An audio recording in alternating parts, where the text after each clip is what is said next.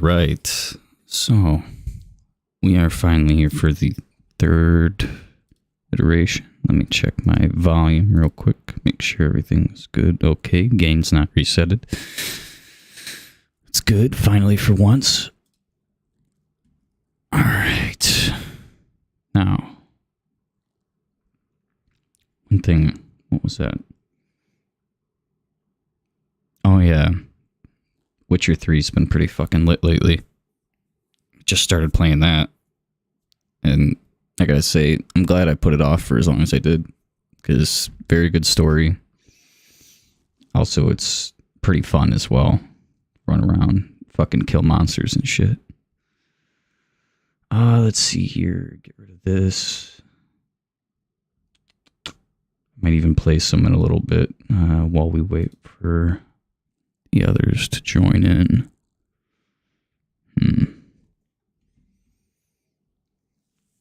Let's see here.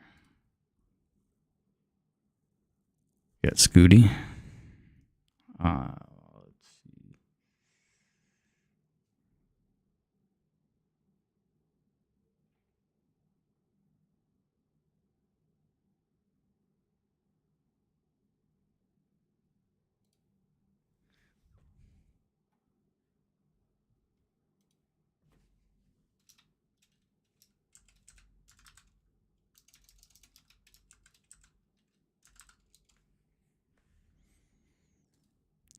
All right.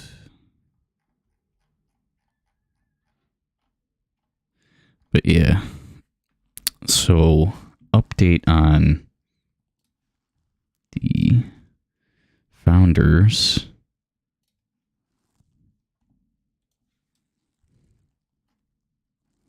Let's see. They just updated it, so now we have it. They extended it to mid-May, which makes sense because I mean there was a lot of fucking people that pretty much dove into the applications and got everybody involved, and there's probably like a couple decent thousand. But they extended it, they updated it, they added all the social links and stuff like that you could change and whatnot if you wanted to. Thought that was a nice little add-on. Also, there's the wallet thing over here. I'd rather not show my Meta wallet. But let's see if they did any other changes.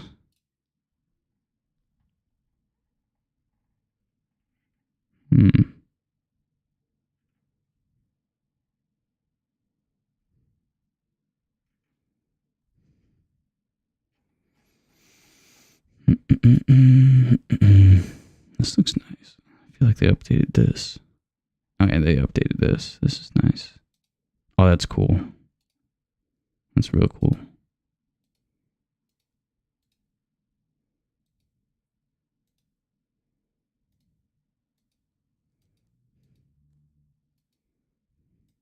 I like that a lot.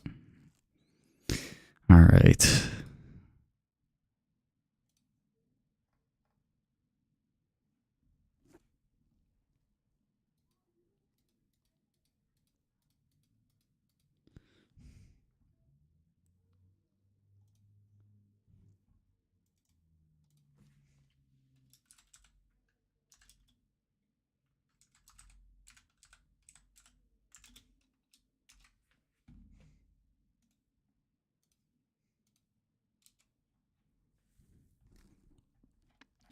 What else did they add? Anything else? Oh no, this just takes you to the career page.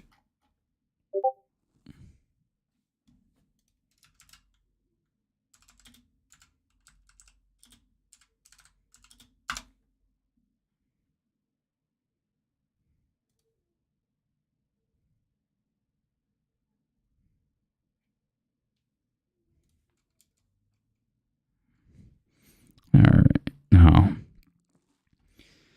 since we are talked about MS, one thing I was definitely hoping to see would definitely be like a leaning aspect. Not like to the effect where it mounts your gun, but to the effect where you can either hold down the look button like they had in Battlefield 4, and you would peek around the side of the corner, And that pretty much it felt really nice to me. It wasn't broken or like unbalanced or anything.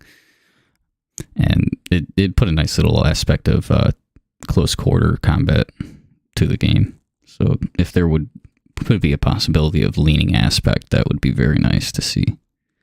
Just no mounting. I mean, unless that's their niche and that's what they want to do, I don't really give a shit. But I'd prefer not to have like a mounted aspect to follow down the road of what COD did, like kind of like a copycat type of thing. Leaning, the leaning aspect though, I really like about games. Whenever they put that in there, gives it a little bit more of a kind of realistic vibe. Let's see who joined. We got Sabbath. Howdy. How goes the day? Going good. Glad I remembered to come in this time. Yeah, sadly I had to put it off for a short bit of time because I had a lot of fucking bullshit going around. Yeah. Ugh. Life gets in the way of our enjoyment sometimes. Oh yeah, especially my Witcher enjoyment. I've been playing that like crazy. I already got 111 hours put into it. Oh wow. Yeah, I'm already on New Game Plus and I'm loving it. I'm playing it again. I'm about like 2.25 the way through. Like the main aspect of the game again. You got me beat. It's fucking fun as shit. I love it. Was it speaking of like a Witcher, I really would love to see like a card game aspect inside of the game. Like, could you imagine in the hub, like there's different cards you could collect for like the game, and you can like play at a table and just play like Doc, or you could play fucking 402, and like there's just a bunch of people around the table all watching, and you could like place bets on who's gonna win and shit like that, dude. That should be sick as fuck. Like a little social hub. Like I was talking about in the ideas doc, a couple different spots of having like a old school coin op style arcade in like the hub area, but that would fit in perfect for like a side section of like just like table games and stuff. You could have like card trading and a whole section of that, and like the back wall could be like old like pinball games, and like every week or every month or something we could have like a lobby leaderboard for each one of these old arcade games get reset, and then everybody gets to start over and see who can take the top spot, like they used to be back in the day. Pretty much. It would be really cool to have something like that. Like just like a game within a game. Right. It's always a cool thing to do that. I think that would be a great idea, adding that card aspect into it. Oh yeah, especially whoever started that whole card gimmick just really got my attention, and I really liked it too because it was really well placed out and made. Mm-hmm. I want to make some, but I don't have the I don't know what he used to do it. Right. Because I tried making a making one, and I couldn't. I was like, yeah, no. I got like quarter of the way through. I was like, this looks like shit. Yeah, that'd be way past my knowledge. But yeah, I could definitely see them being like NFTs too. Mm-hmm.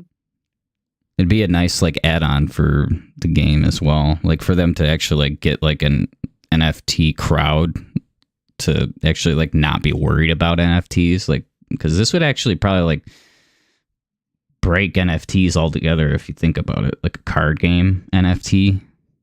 Like that. I don't know if anybody else has got something like that going on. I might look around right now and see. Yeah, it's nothing I've heard of yet, but I'm not into the whole NFT scene, so. Yeah, me too. I'm just getting into it because of Doc. Yeah. I mean, I came in here real early like you, but like it was way before they even announced NFTs were involved. I was in for the game. Like NFTs are extra.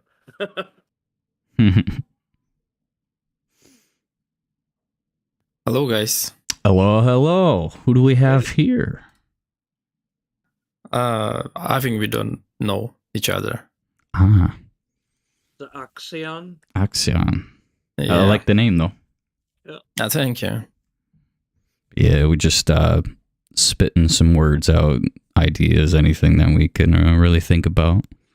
Yeah, I was listening. Didn't want to interrupt. So. Oh, it's all good. When I was like, okay, when I'm introducing myself now, maybe. He started to speak. Okay, let me listen to him. Yeah, great ideas. We need something fresh in the game industry here. That's for sure. So what I can see is there's looks like a soccer. Well, I know some people call it football. But a soccer card game. Like it looks like an NFT, but I don't know what the fuck it is that I clicked on. It kind of looks like it. Like it's collect and trade cards digitally, but nothing like in the gaming sphere aspect of cards though. That's what I was looking for, just to see if anybody else did it. Looks like not. Looks like they didn't. Yeah. I mean, isn't there like the esports games, don't they have like something kind of like that, but not like to my aspect of what I was thinking? Like kind of like cards you can collect and shit like that. I don't know. I didn't follow. Yeah, same. I don't know.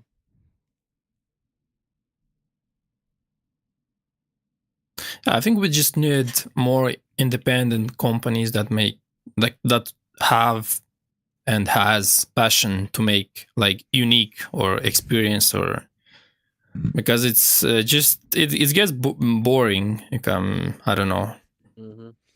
Oh yeah. We need games being made by gamers. Yeah, the ones that want to share fun with each other, not just make the game to make money. Of course, it's a goal because you need funds, you need to sustain the game and stuff, but it will come from the fans, from the players that like actually love the game. It will come itself. If you make the game for the money, it will fail. Like you set up yourself for the fail. Yeah. Speaking of a game like that, a game that came out, I want to say like 8 or 9 years ago. It's kind of like one of those Facebook games. Kind of like what you were saying. If they pretty much go into it for the money, it's not going to really succeed. It's pretty much what's happening with this old game that I used to play. It will make maybe at the start, marketing and shit, make some money, and then after half a year, the game dead, no more money, and I don't know for what you made the game. I think you have to make the game to play on the long run, so you have like always feedback from the gamers in terms of like sponsoring, supporting. I mean, if they will see the importance in this game, they will support it. Why not? Right. Oh yeah. That's what I mean too. Like, you've got all these amazing developers out there, but you've got, these big corporate owners that are telling the devs how to make the game. And the devs know how to make the game. I mean, 402 and all these other guys, Doc, they know how to make the game. They know how to design things. They know how to put it together. But they've had people telling them, oh, you don't have time to do that, or you need to hurry up and cut corners, or this or that, and it ends up being run by, a hedge fund or some crap, or whatever makes the stockholders the happiest, not what's best for the game or the players. Yeah. And that's what I think the big difference is. Hopefully. Like originally, World of Warcraft was made from like with the passion, as I understand, and fans keep it up, and it's like it's been here since, I don't know, 20 years, 13 years. How many? Damn. Wow. Yeah, people just like the game because it was made by like maybe Weave or like the same people who wrote the story, the stuff. Like it was passion, so that's why people loved it. I mean, now it's more of a milking people because and relying on the, how do you say that? I forgot the word in English. Like the memories that they had when the game was like good. Yeah. Fucking nostalgia. Yeah, that's the word. I was thinking about it too. I was like, I wonder what word it was. Yeah, many companies does that. Like many good games were released like way far back then when like they have the passion to do something cool and something new. Now, of course, it's like a little bit tighter to make something original, right, and cool at the same time. Yeah. So yeah, it's hard, but if you spend time and have the right people around you, not just marketing team leading you to what to do, like. Yeah. Yeah. Oh shit. Yeah, it has potential. Midnight Society. I'm very excited to see from a gamer community what they can provide to a game. Oh yeah, they're definitely gonna have some nice. Yeah, of course it will not be going. polished at the start and stuff like that. It's never like that. Like, I just hope people understand that and they will keep supporting. And yeah, just bad things aside, good things keep in the game. Like explore and develop that and move forward. Right. Yep. You know, I love your cards that you've got on your stream right now. I mean, that's a great idea. I can see you put some effort into them. Oh, those aren't mine. Oh, you didn't do them? No. I wish I did not do this. This was. Let me find it in the art gallery. But if we were to do like NFT kind of stuff like this, I could see these things being like animated. Oh, they'd pop off. Oh yeah, like these would be just disgusting, man. Oh yeah, I could already see like some of the like bonus cards or like place of battle. Like some areas be more tightly confined, and that type of character might get a debuff or something like that. I don't know. Something like that, but yeah, you know, something I used to do. I mean, we're talking back a long time now, but when I used to run my own team, we would do, in order for me to get more guys to like compete in inter-team like challenges that, you know, would just be us against each other in like little 2v2s or 3v3s or whatever it was. I used to go and make all these little like Photoshop awards, you know, and like we could do something like that, but for the big events, and make that award an NFT itself. That would be pretty lit. Yeah, it will have some value, definitely. Yeah, like, you know, one of these big like annual or semi-annual like major server events, you know, like a Halloween event or a Christmas event or whatever it happens to be. But have like an award for the whoever is the king of the event, but have the award an NFT itself. Yeah, you know, and it goes right into their wallet. I think that would be pretty badass. Fucking yeah, people will have the reason to play. Right. Yeah. His name is Night Shepherd. Sorry, not especially the reason, but I would say like the people who, like the gamers who play a lot, they will be rewarded. Right. Yeah, for sure. I definitely like that they're going for the like community aspect of the game, just to like get that started first before even like announcing that anything's coming out. Yeah, sorry for interrupting. It's such a relief. Yeah, because you need many opinions of the people. Like if you have only like a close circle, 10 people, developers, and they discuss, make some changes, and then they start. They need more like feedback. You need feedback. Yeah. Right. I mean, it doesn't mean that it will make a good game. It just will not maybe be like pleasing to many people. So of course you can't please everyone, but at least they made a step to the community, the close.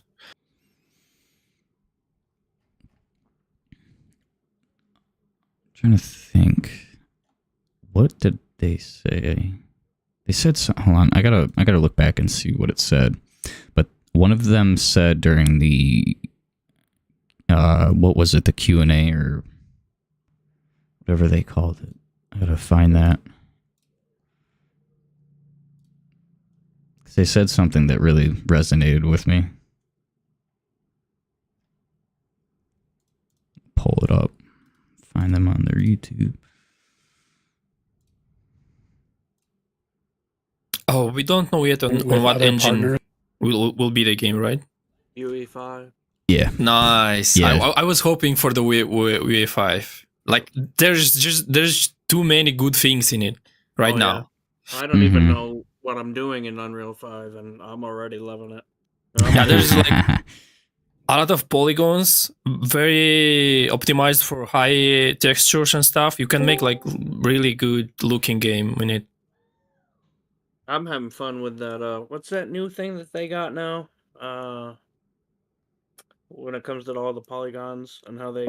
Yeah, I forgot. One thing I remember, it's Lumen, I think. Oh, that's the new lighting system. That's amazing, too. Yeah. Like real lifetime lighting stuff. Yeah. Very good. Yeah. Nanite is the... Nanite, yes. Very good shit. Yeah, it basically, what you don't see, it doesn't render what is it's not in your vision, so it makes like only the spectrum of where you are, and those polygons are rendered, so it makes like optimized in terms of performance of your PC maybe. Yeah, and those whatever is using Nanite doesn't have an LOD. It just loads in at that distance based, and like you said, whether you're even looking at it or not. Yeah, stuff's cool, man. And it will be even better, like with time.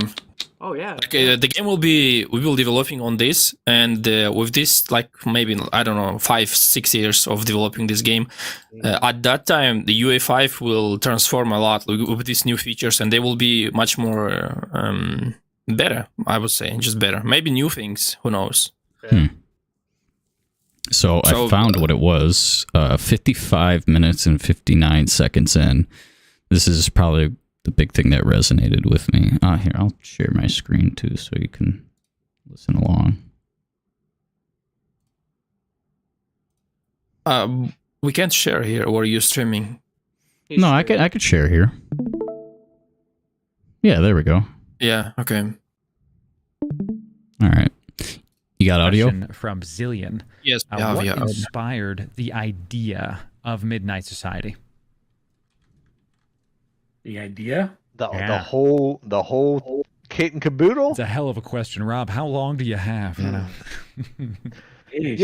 Yeah. I can give you like the Nexus story, right? So, like, all of us have known each other for a while in different capacities, right? Like, I worked with this is a good test of how we talk about Guy when we're not talking about Dr. Disrespect. Mm-hmm.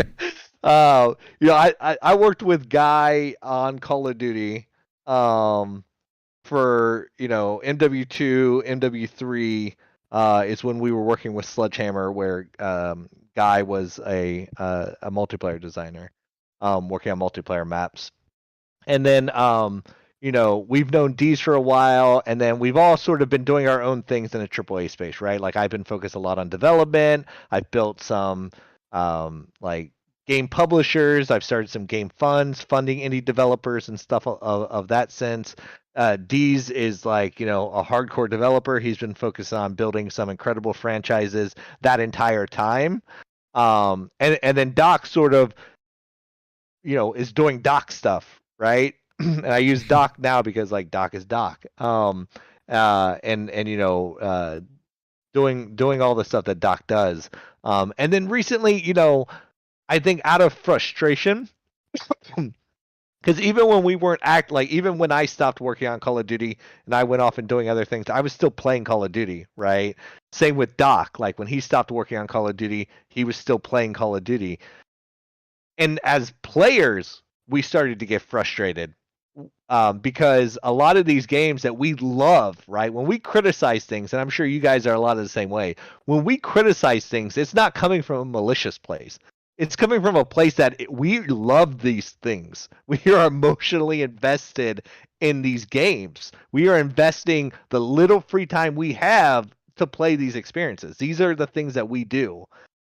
And so when they're not right, or like they're so close to being right, that is infuriating as a player. right? And so everything we do comes from that perspective of as a player, right? Because I hate when people talk about money in game development. I hate it because I don't give a shit about it, right? Like I've made a ton of money in games. I've walked away from a ton of money in games because it wasn't meeting what I got into games to do. I didn't even know games were a job when I first got into them. I didn't know you could get paid to make games. I just happened to do it because I loved it, right? And so Midnight Society came about because we were frustrated with how these games were not meeting the specifics of what we wanted, right? It's not that they were right or wrong, it's not what we wanted. And we saw a better way of doing it because the old way of doing it has become stale, right? You can't design in a bubble anymore. You can't not include the other people like us who have opinions and voices and passions about like how it's going to go. And also the fact that games are entirely multiplayer focused now, which means the meta is going to change, right? How people play the game is going to change based on their mood and the collective like direction of the community, and games need to be responsive to that, rebalancing, introducing new weapons, introducing new mods, rebalancing those weapons and mods as people learn how to play them or get competitive with them. It's an ongoing cycle excuse me, that require a constant back and forth between the players, the developers, the collective community, and then making sure that's being represented. So Midnight Society came out of that frustration of that. We didn't feel like that was happening at the scale and speed that it needs to be happening. And we are very much put your money where your mouth is people. And so we're like, listen, if the franchises we love and play every day aren't going to do it, then we are going to do it. What? Yeah, nice spirit. Nice spirit. Love it.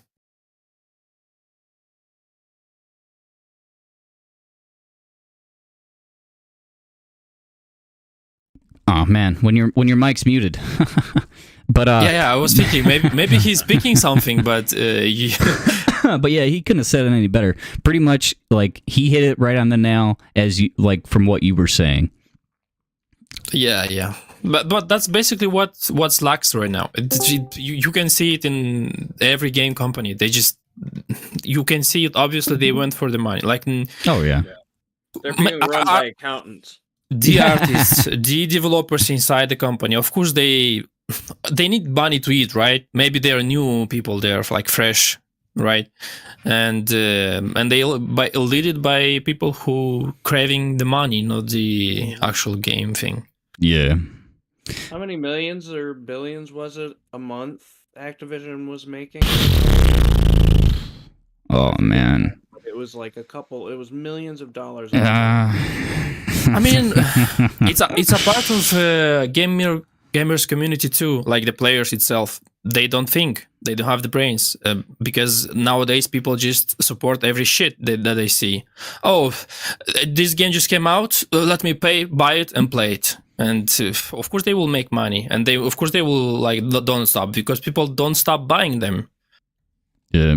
Well, they are right now. The last stockholder meeting for Active Blizzard was not as good as they had intended. In fact, they fell short of their estimates, and they actually outright blamed their shortfalls on Modern Warfare and the Vanguard specifically.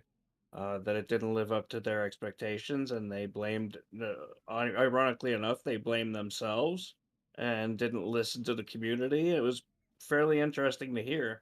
There's a bunch of BS PR crap. Oh yeah, I don't believe a word. Yeah, I mean, good. At the end of the day, make sure you understand what's actually being said. But they missed their mark, and it's because Vanguard tanked. Oh my god, yeah. I'm so glad I didn't buy it. I didn't either. I didn't even buy the last Black Ops. I couldn't do it. I sadly got corrupted into doing it for the zombies. Yeah. And sadly, the zombies wasn't even good. I never played the zombies modes in Call of Duty. I was just new to first Call of Duty. Mine was Modern Warfare. I bought it. I played. It was fun. I just liked from the gameplay stuff when I saw on the video, like how the gun shoot and the recoil and how it feels when you shoot. I liked it. It was cool. I just bought it because of that. The rest of the shit that came after that, come on, you're just milking people. What was it? The one aspect of Vanguard that really grinded my gears, I'd say, was the pay-to-win aspect that they implemented into it so hard. Like, I don't think you guys understand. Day one, like, all that shit that was like the incendiary rounds for your gun, the fucking all that shit. Everybody that bought Vanguard first and went straight into Warzone, absolutely, probably, I guarantee you, shit on anybody and everybody in their site, just because of how broken and busted the guns were. But that's every Call of Duty every time. But to this extent, though, I'd say it looked, from my perspective, because I played Infinite Warfare and they had tons of weapons in there with bonuses and things that honestly were crazy and out of this world, but it was fun. And there were so many guns and weapons in the game that not just one gun was good, but there were some that were a little bit better than the others, but there's always going to be that. But I'd say that they did a very good job on balancing most of the weapons in IW. But for Vanguard, I'll tell you this right now, that shit was bullshit. Yeah, it was. I used to enjoy being able to switch up kits. Like, okay, I'm tired of this, I'm going to try that, and still do well with, you know? Yeah. At least in Infinite Warfare, you didn't really get a guarantee, 100% guarantee you'd get that new guaranteed lit gun that insta-kills people, because you'd have to pop at least like maybe 10 or 20 fucking crates. Yeah, I think they should balance it in the way that what matters, it's your skill to aim, not the actual gun. I agree. That's another thing, going back to what I was saying, something else in the doc recently. I don't think, and this wasn't my idea, something just that I had elaborated on. I don't believe that weapons should be leveled per se. I think you should be able to get any weapon you want off the rip and master it, and put any attachment on it you want right off the bat. I think it's your player that needs to level up their own abilities and how to handle, say, an AR or an SMG or a sniper rifle. You know, I think you should be able to use it off the bat and kit it however you like. It doesn't mean you're necessarily going to be good with it if you just picked it up for the first time. And I think that's more realistic. Yeah. That's why when I was playing CSGO back then, like I was playing just M4, and then I got bored and I started to master other guns that were like quote unquote bad. But actually, after like playing some like time, like 1 month with different guns, I started to like them. I actually liked what the recoil was, and different situation they were good. Rather than the M4, and it was fun. It was fun to experience new guns and their recoil. Of course, there's range, different guns and stuff like that. But still, if you know the situation, pick that gun. Oh yeah. What was it that I was thinking about also? Oh yeah, the one thing that I'm expecting to see once this game launches in the next couple of years is to see an entire list of guns. And I'm not just talking like one scroll. I'm talking at least 2 to 3 scrolls worth of guns, because from all the games coming out lately, it's been terrible. Just the guns. I agree. And we don't need 30, 40, 50 different attachments for every gun either. That do the same exact fucking thing. Right, exactly. You know? We could narrow it down to maybe a dozen or 15 at the most, maybe. Yeah. The rest would be cosmetics. Yeah. That's why I kind of like Battlefield 4's aspect. To make impact on your gameplay with the gun. Like different attachments, different gameplay with the gun itself. Yeah. Yeah, and attachments should definitely, alter the way the gun handles or fires or its accuracy or whatever. It has to have pluses and downsides for it. Absolutely. 100%. It'd be cool is if the aspect of like, how you said like not to level the gun and like to get like you just have everything already. What if you had the certain attachments that were basic, but then if you wanted to master the weapon, like get a mastery for it, and like say you might get like a camo for it for using it for a certain amount of time, doing challenges for that gun, and then you would then maybe get a box or a loot crate or something that would have attachments in it for that, and it would tell you what you unlock instead of being at random. It'd tell you what attachments you unlock, what they do, and then to choose what to go for. Like go for headshots only, so you get the fucking 4 times, or the suppressor and shit, you know, some just like kind of like cosmetic looking like attachments, but at the same time it will be they do flexible help. with your type of gameplay with the gun. Oh yeah. So the game will see like you make more like far distance headshots or sniping. They will give you like a loot with size that will like suit for this purpose of your gameplay. Right. Mm-hmm. Quicker ADS, or you know, something even like that, maybe once you master it. But you know, I mean, like, I don't think you should. I mean, like, I'm thinking kind of like on a more Tarkov idea too, as far as weapons go. In that, you know, you kind of got to either find weapons out in the field. Yeah, I like that. Like it's like kind of like a mystery thing. You gotta have enough money to buy them in the stores or the shops.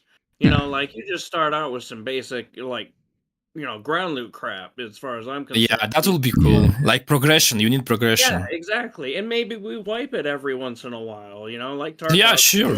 Right, yeah. You know, maybe you get to keep one kit after every wipe, or you know, something. Oh, like the like how in the ARG the implement, what was it called? Something about the weapons. Let me look at the Discord messages and see what it says. Mm-hmm. We need some good level sounds in the interface, and managing your stuff inside, like in Tarkov. Absolutely. That will be fucking awesome. Absolutely.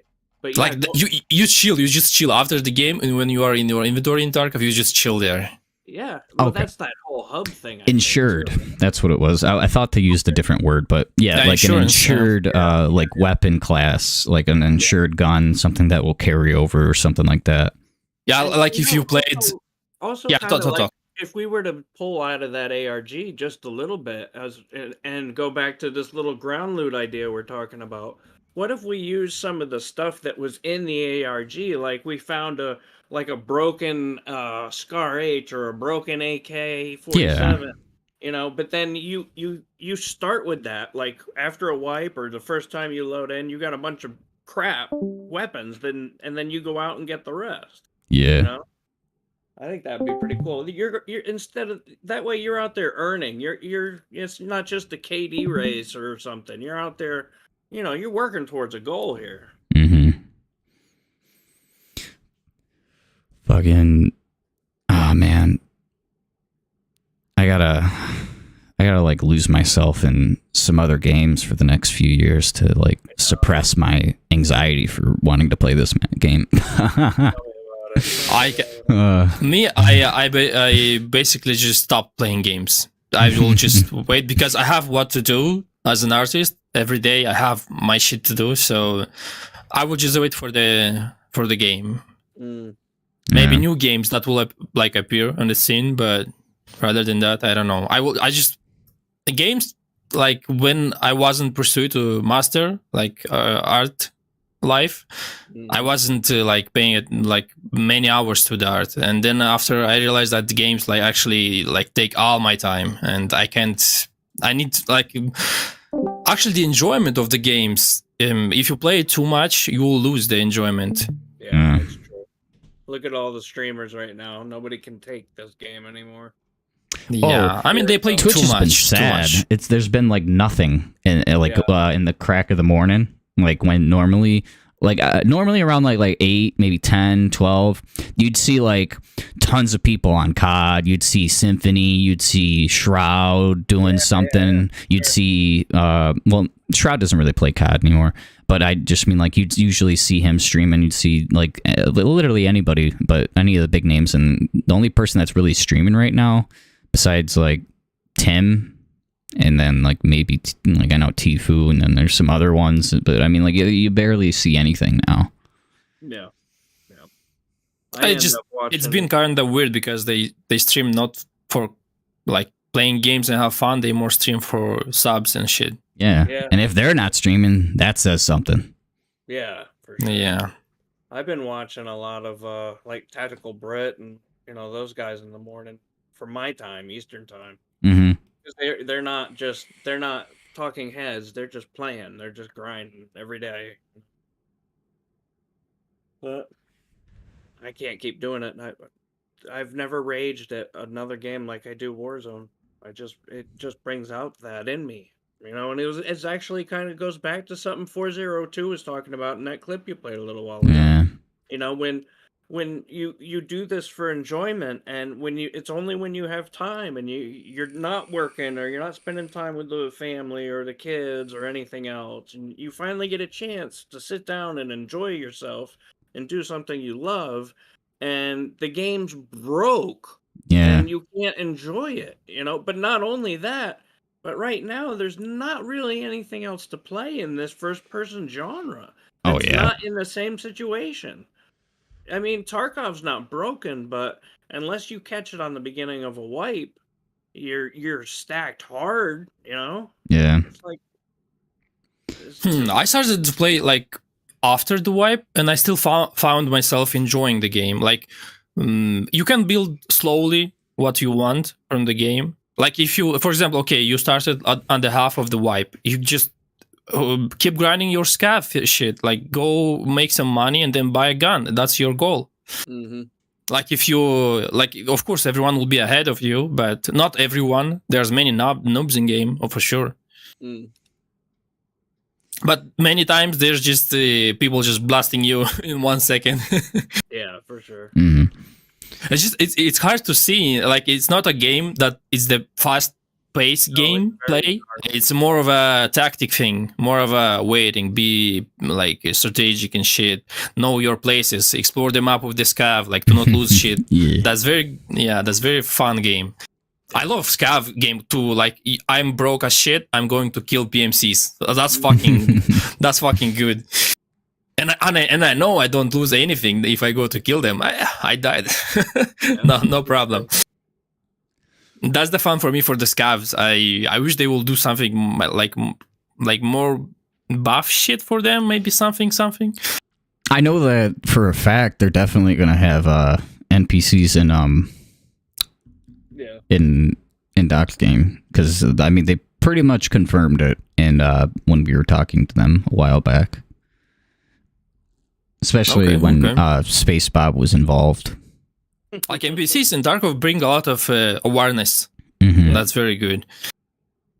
And like you don't have to keep Yeah, because if you know like spots where people spawn, and like there's still bots around, so you have to keep your eyes in the fucking 8 directions. Yeah. Because I don't know if you remember, slows you. But when the ARG Sector 1 first came out,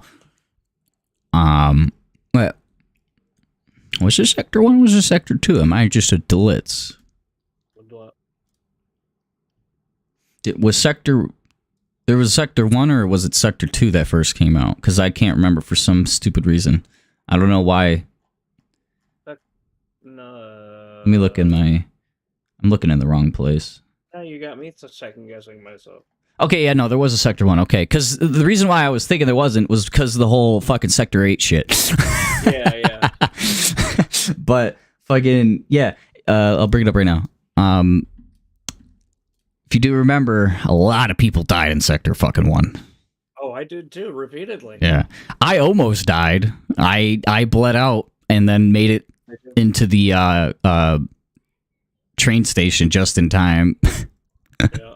Fucking bleeding all over the place. There's all my blood. Fucking all over there. I want to see, and it kind of just falls into the whole cyberpunk, futuristic or semi-futuristic, theme as well. I think the buildings themselves need to have a like two styles of security within themselves. I think there needs to be a passive security system, and I think under certain situations, I think an active security system would be Yeah, imagine really a fucking awesome. boss breaking through a wall and coming to you on the Well, other sector. I mean, that would be pretty funny, but I mean more like small drones that, instead of an NPC, a drone could be let out if somebody's camping for too long, or maybe the security cameras can be deactivated, but after a certain amount of the time they reactivate and they have a laser on them that can start zapping you, or I know they said even they were just going to do something with gas or like yeah, poison gas or something, or like Whereas a you said fire, drones, like a annoying fire. drones. or even an alarm. If Yeah. you're camping too long in a room, because I mean, like, nobody wants this to be a camp fest. Oh, A drones that will building come is a and electrocute you if you stay a long time in one place. yeah, like they could just sit there and zap you in the ankle, just enough to piss you off and make you And also, move. you have to shoot them, and in that way, you will reveal your position. Exactly. Because I mean, a building full of rooms and hallways is going to be just Camp Central if you don't do something that actively negates that. Yeah. I don't know if it was one of them who said this, or I want to say it was one of the variants, and they said something about like, if you're in an area for too long and say everybody else moves up, like a certain amount of people move up to the next sector and you're still within that area for a certain amount of time, a fire hazard will start creeping towards you, and you will have to either one, evacuate, or two, die. Right. Yeah, I don't know if that was originally my idea, but I did elaborate a lot on that one. Either it could be gas that starts pouring in through open doorways and everything. It could be a fire that comes up and pushes you in. Absolutely. Oh, I so think you that's an can amazing idea. you can evacuate when like from each sector. Like we go to another one. So and if you they dodged my question in the AMR, and I'm pretty sure I know why. Is because I'm onto something, and I'm pretty sure that for every sector, it's one map. It's one map, so you're gonna have to pretty much go up on stages to win the game. This is what I'm thinking they're going for. And so if you go for if you go for the late game, the bigger reward. But if you don't want, get out. On the sector. Yep. That's good. That's good. That's pretty much exactly how I'm thinking it. Because literally, something's gonna force you to start moving higher and higher through that level, and that's what you're talking about. Yes. Right? And also maybe if you want to go out, but there are already people, and you have to fight them to go out. Yeah. It's literally how it is in the for when I was looking at Sector 1. It was the first thing that popped into my head once I saw the whole death schematic and everything. I was like, okay, so this is going to be an amazing game. And the first thought was, okay, so if I were to go into Sector 1, get some things, and then want to exfil and not continue to play the entire forte of this map, then I'd take subway, and then I'd get out of the building area, and it'd take me to the hub. You know what I mean? Or like to an evac site. Yeah, or something like that. I don't know. And the coolest guys who went to the top of the building, they go out with the helicopter, badass. Or in the wingsuits. And you go special exfil. And that the other ones who were on the lower side, they get like bomb exfils. What was it? That will have to move people to go. I want one-time experience to go like exfil with the glory, Yep. I think I'm trying to remember. It just something just dawned on me. It just caused me to remember one of the last. It might have even been the last Resident Evil movie that wasn't animated. There was they had to go into the main building via like a private armored subway system that was built by the Umbrella Corporation, and then they ended up having to egress out of there at the same way. That's interesting that I just remembered that, because it would fit into that section that you were just talking about.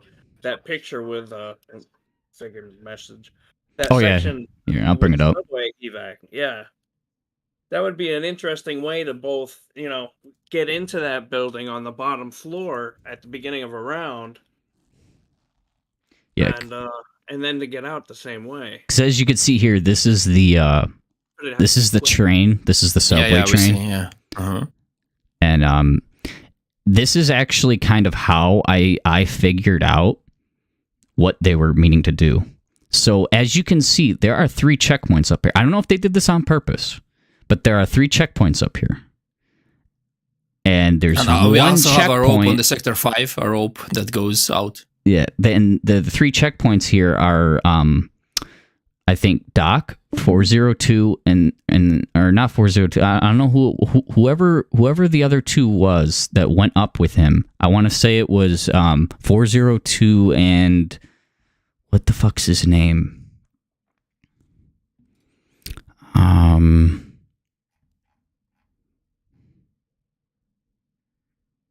not gonna find it here.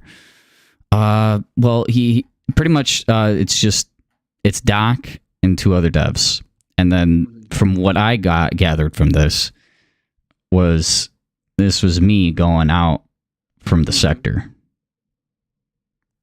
But like you were saying, like, So I if didn't go something was up, gonna I went flood it side. out, or if something was gonna force you to get higher, then you wouldn't have a lot of time to exit out of that subway before it was either underwater or burning or gas filled.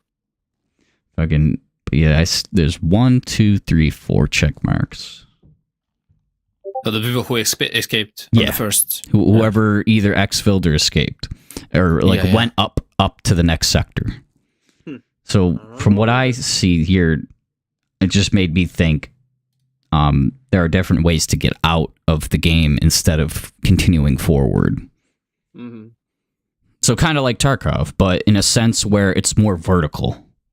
Yeah, it will push you up. Yeah, it'll push you to go places.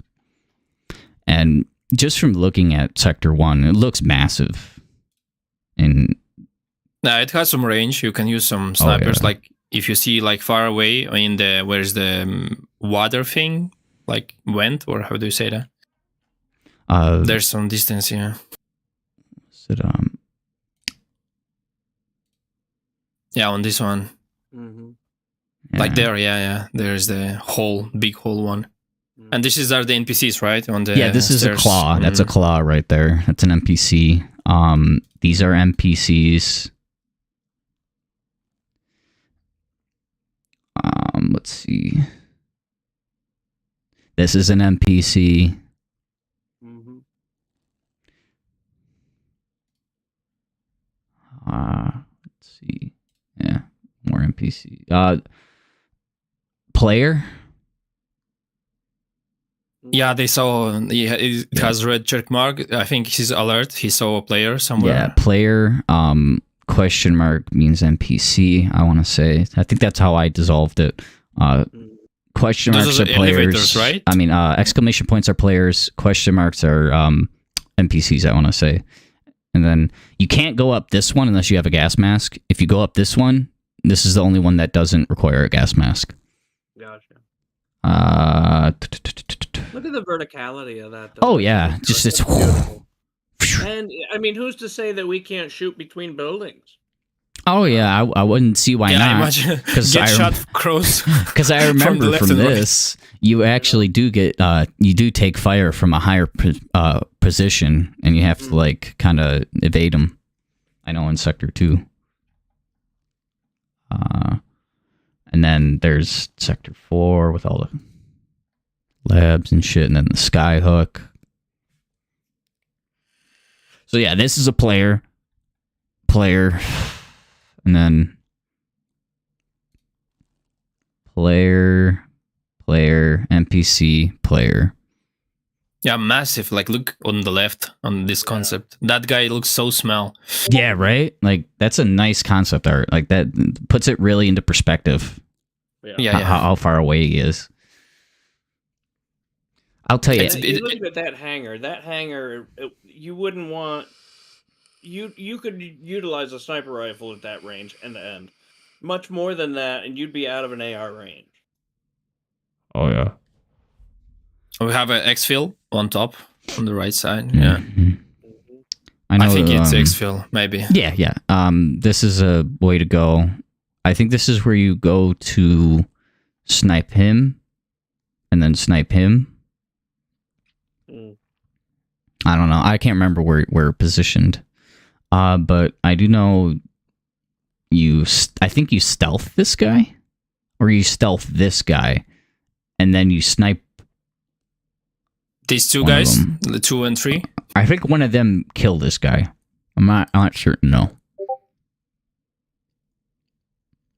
So the jet is exfil via jetfly. Yeah. Okay. So before you could get into the jet, you'd have to do all the computer glyphs and stuff. You'd have to get all that. You have to type in all the computer prompts for what they require, and then after that, you'd have to go into the main labs and then find another computer that gives you another drive, and like you get a bunch of drives, and then once you collect all the drives, I'm pretty sure then you can take the jet, because you'll need the drives for later on, I think, for maybe a process to fill the jet. Oh no, it's to open up the doors, because you have to do 1, 2, 3, 4 keypads to that open will up take the some doors. time, I think. Yeah, right. Oh yeah. But the thing is, though, the problem with that I see. Oh wait, no, you need an access key. I think a drive to even, or you need something to even like take off in it. So once you get these opened, unless they already previously, like, I don't know if this would save, like you take it with you, but unless they already have the access pass to get into the cockpit and start it up, they won't be able to take off in it. Yeah. So I guess that might negate people from camping on it, but then again, you never know. It's a nice open area for snipers. That's for sure. Especially in like Sector 4 for it being so close quarters. Just by looking at the map. Yeah, definitely 2 guns, close range, and 1 distance one. Oh yeah. All right. Listen, ladies and gentlemen, I gotta get out of here. I gotta go see what we're gonna have for dinner and see what my kids are Okay. to. But Yeah, see ya. I've enjoyed. Word. I have enjoyed it as well. What are we looking at for a time? Because I'm going to see. We're actually running on an hour, which is actually pretty good. You guys have anything else you wanted to throw in? No, I think I just can't wait to see it progress more, really. You know what I mean? All right. Well, if you want to, gonna give a little shout out to. I'm going to give Sabbath one. Nice little shout out for Sabbath. And we're going to give a shout out for Midnight Vanisher. And also for, how do you say it again?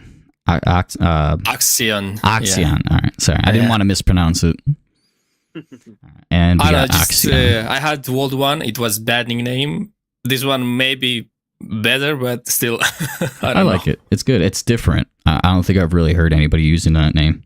Yeah, it's not occupied anyway, so I created many, like, on social media where I would need to, when I will start to make my portfolio and shit, so I occupied this nickname. There you go. Hell yeah. But yeah, Midnight Vanisher, if you wanted to talk, you could go right ahead. If you wanted to add something real quick before we all I'm all good. Wrap it all up. All good? All right. Well, hopefully next time when we get the fourth iteration going, you can tag along. We can have your opinion bust in as well, because that's what this is all about. Yeah. Yeah, it's cool to discuss there. Yeah. Oh yeah. All right. Well, thank you guys for coming, and thanks for joining. And Yeah. Thanks for hosting. great advice and great ideas for the future to come. Hopefully. Yes. Yeah. Yeah.